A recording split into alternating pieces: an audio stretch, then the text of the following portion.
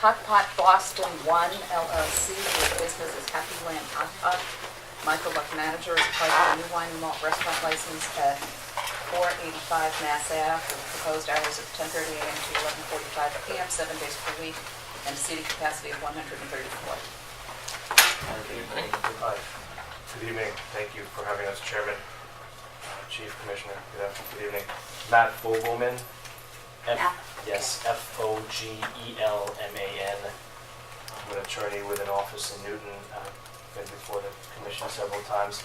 To my left, Michael Luck, L-U-K, and Will Chung, C-H-E-U-N-G.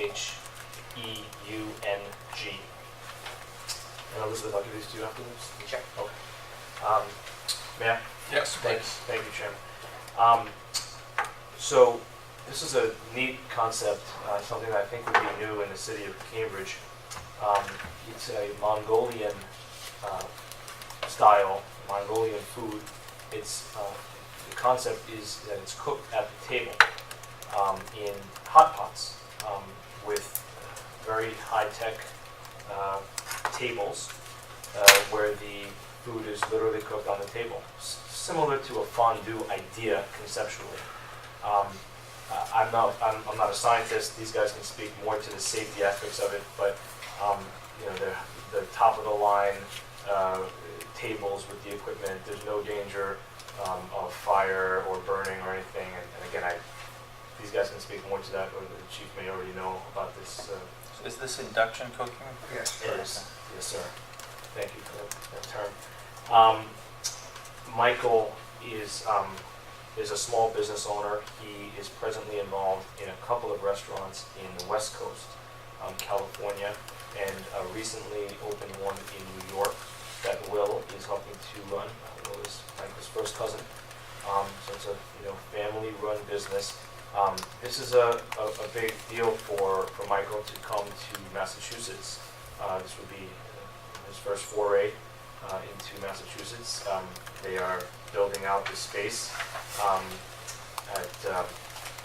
Mass Ave, at 485. It's basically across the street from the Middle East and place next to the Middle East. I'm forgetting the name. Sorry. Right beside the McDonald's. Yeah, McDonald's is to the left if you're coming out. Yeah, and Hi-Fi Pizza's across the street as well. There was a prior license at this location a number of years ago. I believe it was Yoki Sushi.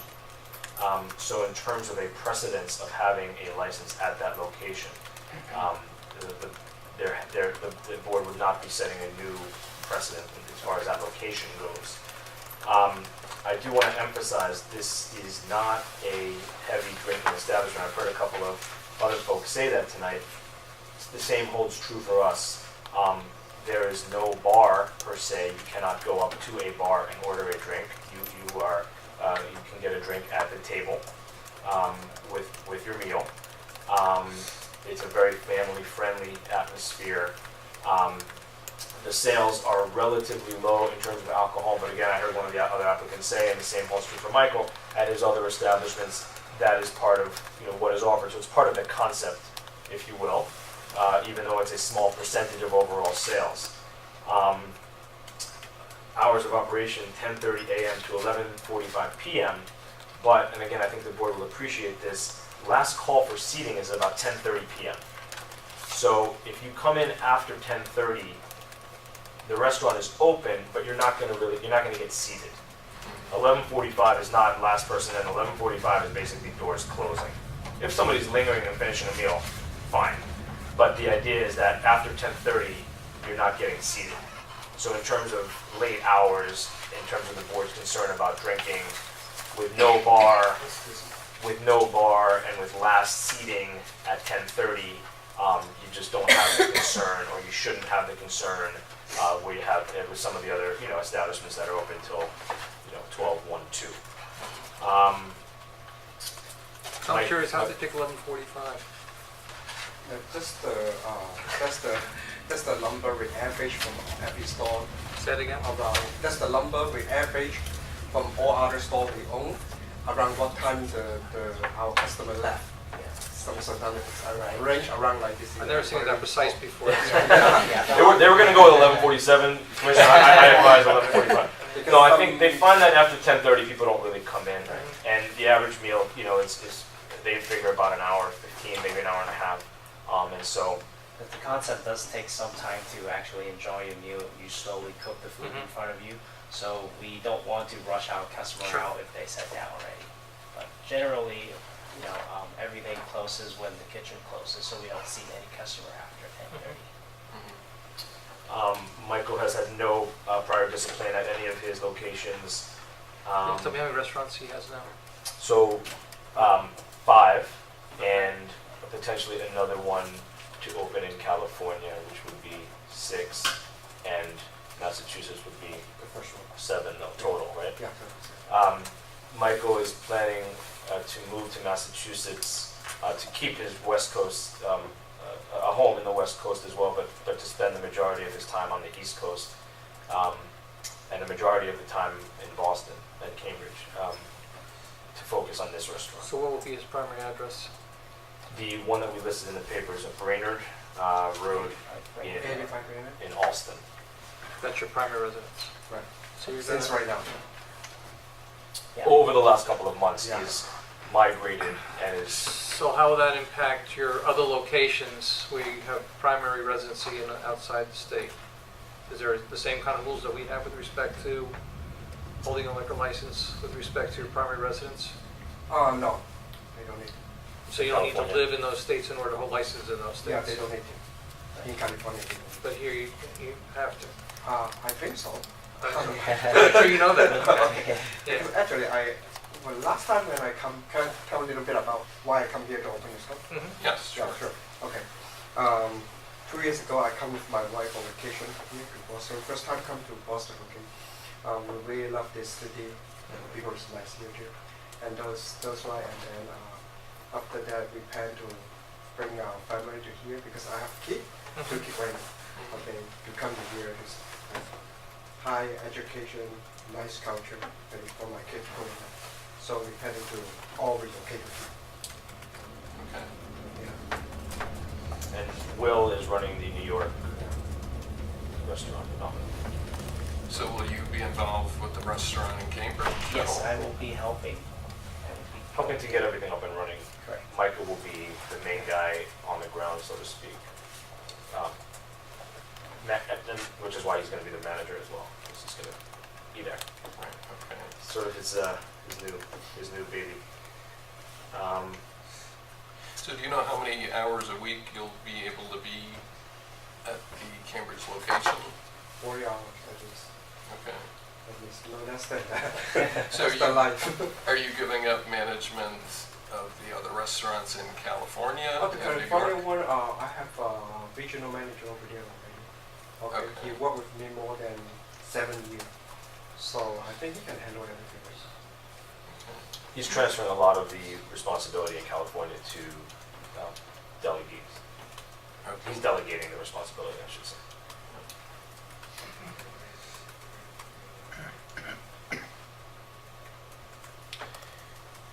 So I'm forgetting whether you said this, but have you managed a restaurant with a wine and malt license? You mean wine? Yes. Just beer and wine, Mr. Chairman, as opposed to all alcohol? Well, either. Actually, I it have does. one in California. San Mateo, California. He is license number 47 is all alcohol, hard liquor license, Okay. and the rest is a beer and wine only. Only the one have all liquor is at San Mateo. Okay. So all of his other establishments Yeah. has the alcohol. One has a full, and the others are beer and wine, which would be similar to Cambridge. Okay. So he has that direct experience, Okay. Okay. not in Massachusetts. Right. Right. So we had a question also about whether you've made efforts to acquire a beer and wine license that is available in Cambridge.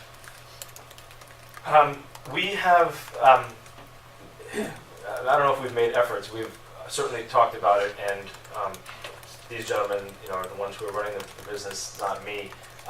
But the decision was made collectively to ask the city for a new license. You know, it is quite cost prohibitive these days, and you know, we're talking about a small family-run business. We're not talking about a national, you know, one of the big chains or publicly traded company or anything like that. And so,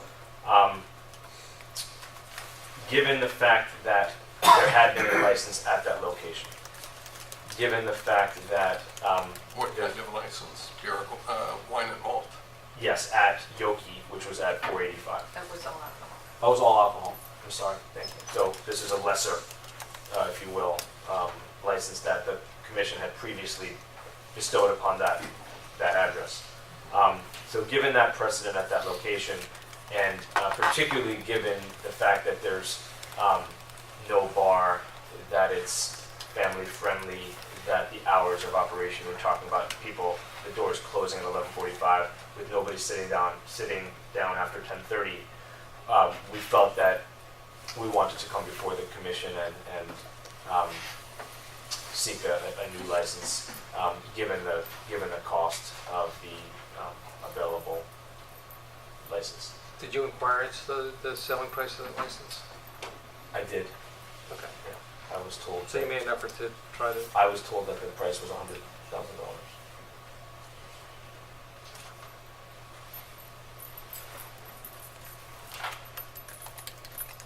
So was there an offer made to acquire that license, or you heard the price and decided not to? I mean, there wasn't an offer made. Again, you know, after speaking with Will and Michael and understanding their financial situation, we decided, you know, they deemed that the sort of de minimis offer that we could have made, you know, would not have carried the day. You know, whether they would have reduced it to 100 or 90 or 80 wouldn't have made a difference for this particular applicant. And so, as I said, and I don't want to be redundant, but given the factors that I spoken about, we were hoping that the commission would see fit that this is an appropriate business for that location, and that this would really not be adding anything to the city that would deal with an overflow of licenses or any concern that there's going to be, you know, drinking, people hanging out. It's just not this model. It just doesn't happen. People sit down, they enjoy a meal and have a drink if that, and they leave. seeing how this is different than the application we just talked about where there's already a cap established, there are three criteria that need to be established with respect to an application of a new license. One is demonstration of need, lack of harm, and overwhelming public support. So we're curious to see how you're going to meet those three thresholds. And exhausting all possibilities to purchase a Right. license.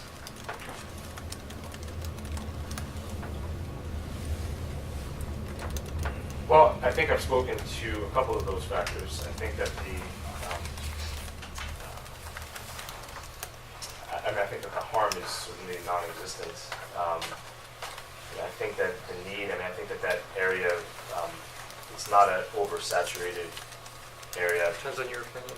Sure, everything's relative, yes, I'm aware of that, Commissioner, but again, particularly where there was, we thought it was meaningful that there had been a license at that location. How long was that business in business before it went out of business? I don't know that. I don't think it wasn't there that long, right? You know, let me go back. So Yoki actually, right, was a wine and malt. Before that, it was the Vietnamese restaurant, Floating Rock, and that was all alcohol. Right. Neither one of them were there very long. No, both restaurants, if you're trying to make the case that the alcohol is necessary, both those restaurants didn't last very long in terms of their duration. So I think, at least from my perspective, I probably want to see more of evidence of an overwhelming need or desire. And I'm not going to argue about the public harm, but it's got to be some evidence to show some overwhelming support for it. I did speak with our attorney in depth based on a lot of research and understanding, to purchase a license existing, even if they gave us a 70% discount, lower it from 100,000, it would still make a huge impact on our, small family business. It's just not very economical for us, but it is essential for us, for our concept. We hope to bring this new concept to the community of the Mongolian restaurant, and we do hope to stay, and we hope that the community would like and enjoy our food, and we hope that you'll consider our application. Well, we're considering it, I'm just trying to figure out how you're gonna meet the thresholds, so.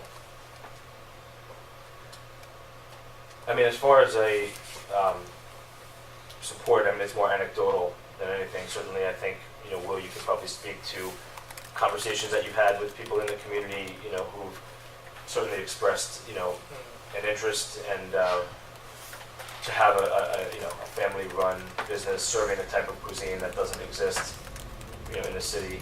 I think it's a good thing for the city as well. I mean, obviously they want to be successful, but everyone benefits if they are successful in the city. Obviously benefits having an exciting new location as well.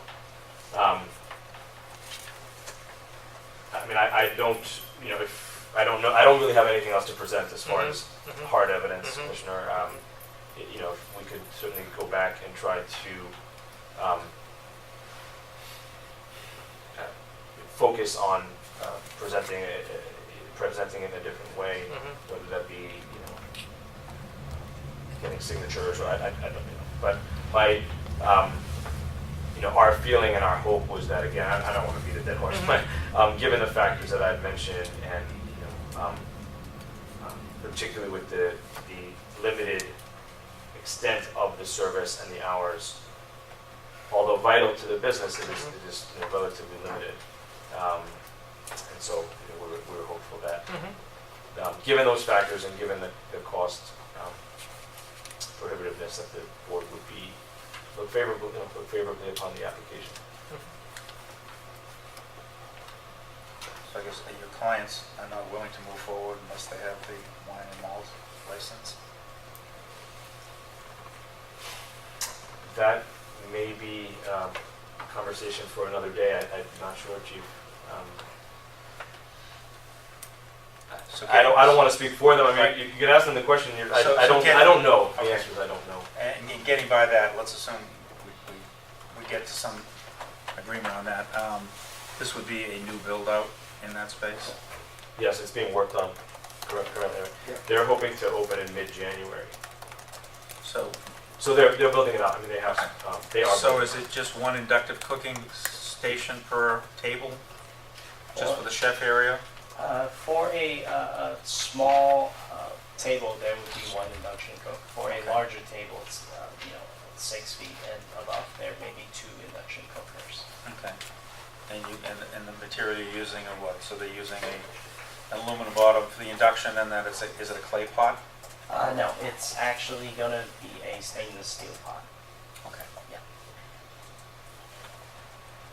And I think we included a sample menu. I mean, it's everything from soups to meats and fish, and very healthy, fresh.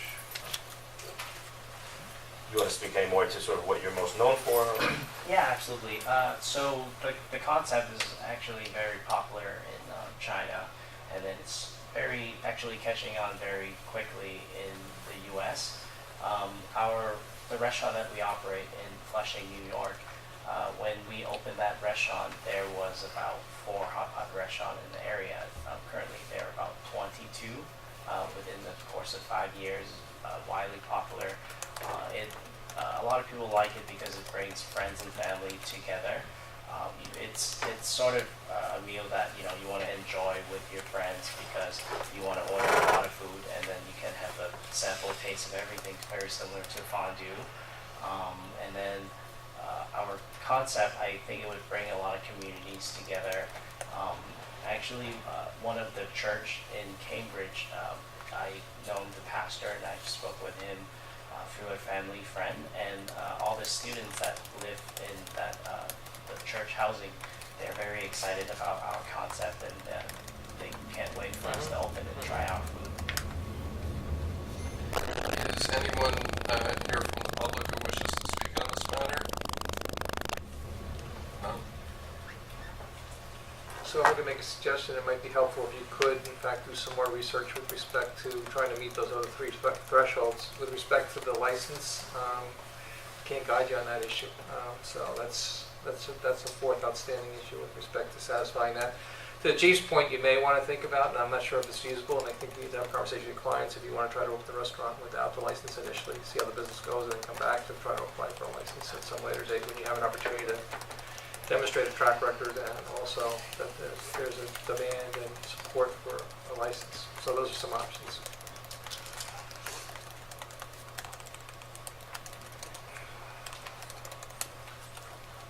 Anything else from the executive director? No, I'm just trying to find the decision-making date.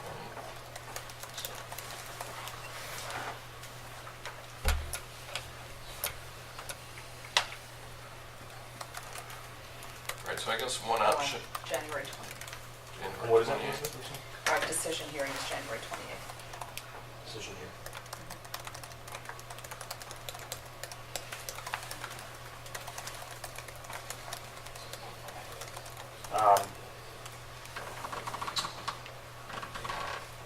So, I'm not sure, I mean, obviously we can answer any other questions at the moment. are you willing to proceed tonight just on a CV license for the restaurant and not on the wine and malt, or are you asking for us to take action on the entire application at So- this point? The question is, do you want the board to vote just on the common vic, which will give you the food? And it seems that the board wants to defer on the alcohol pending some further work that we might do, and then come back another time. Or they could vote on, What kind of work do we need to do? well, some of the things that the commissioner was mentioning, I mean, we can talk about it afterwards. To meet the criteria for getting a license, if you're not able to buy an existing one. I mean, I suppose we could, if you'd like, we could probably take the next one, you get some time with your clients and come in back in again if you'd like. Wait, do you want to do that? Do you want to talk ourselves? They'll take Yes. the next hearing and then we'll come back in. Oh, That way we can just talk privately. okay, sure. Okay. Thank Putting a you. lot of pressure on you here. Okay, yeah, that's fine.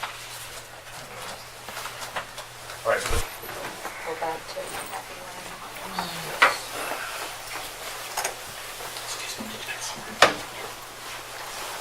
back up.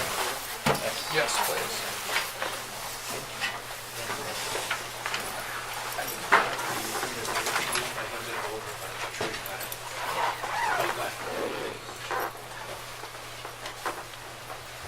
Thank you. So just to clarify, I think what we'd like the board to do, if this is an option, is to vote on the CV part of it. And I don't know if the proper terminology is to defer ruling or that we withdraw. So I want to make sure we're doing the right thing. But for you to vote on the food, but not on the alcohol, and then to allow us to regroup and discuss internally the alcohol issue in terms of how we want to proceed on that. Okay, well, it's up to you on what you want to do with the alcohol application at this point, wine and malts application. Right. So you could withdraw it if you wanted to, or we could continue it to maybe January 5th as well, and act on the CV license tonight. We definitely want to act on the CV license. Okay. Absolutely. Although, I mean, just my own, I'm not too sure if you're going to be able to get signatures and things in that kind of short time Correct. in terms of, In other words, meeting those thresholds, right, for the January 5th hearing? Yeah, that's not going to happen. Okay, well, we could continue it past that. Yeah, we'll go to the decision hearing if you think that's going to give you, I mean, you can have more time. if you Yeah, I mean, I guess maybe I can just be in touch with Ms. Lind Sure. on that. So let's, okay, so let's not withdraw it. Let's just continue it indefinitely for the moment. Again, pending discussion with my clients that we're not going to have tonight. Okay. just to figure out what they want to do Sure, with that piece of it. okay. But let's proceed if you are inclined on the CV, so that hopefully you'll grant it and these guys can focus on opening the restaurant for the moment, and then we'll get back to, and we'll circle back on the beer and wine. Okay, so do we have a motion? So is that a viable option, what I just? Yes. Okay. So I'll make a motion to approve the CV license for Happy Lamb Hot Pot for the hours described. Second. All in favor? Aye. Aye. So you're So approved. you need a crowd manager as well, because you're over 100 personnel following that law. Michael can do that as well? Yes. It's an online, for the most part, to the State Fire Marshal's office, but And so you will be back in touch with Ms. Lent about when you want the wine and malt scheduled? I will, Okay. yes, I will. So we're not picking a date tonight? Let's not. Okay. Okay. And then, do you still want me to give these to you? I should. Right?